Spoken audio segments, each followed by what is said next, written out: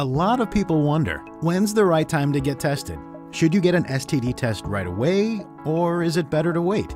Well, that depends. Get tested today if you've had more than one partner in the last year and you've had unprotected sex. But if you've had sex with someone recently and want to rule out STDs from that encounter, get tested in 3 weeks from that date, and then again in 3 months. Here's why. All STDs take time to become detectable. This time period is called a testing window. It's the time between getting an STD and having it show up on a test. For example, let's talk about Alex.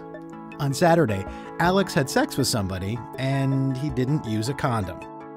And now, on Monday, he's getting worried and wants to make sure that he didn't get anything, because STDs don't always have symptoms, so he wants to get tested. If Alex got an STD a week ago, it may not be detectable yet. Our doctors would tell Alex to wait until 3 weeks after the day he had sex to get tested, if this was the only time Alex had an unsafe sexual encounter. But this wasn't the first time Alex didn't use a condom. Things happen, and for Alex, things happened a few times over the year. So, here's the recommendation. If you've had more than one partner in the last year and have had unprotected sex, get tested today. But if you are really worried about what happened, let's say 2 days ago, set a reminder to get tested in 3 weeks from that day, and then get tested again in 3 months. Why 3 months?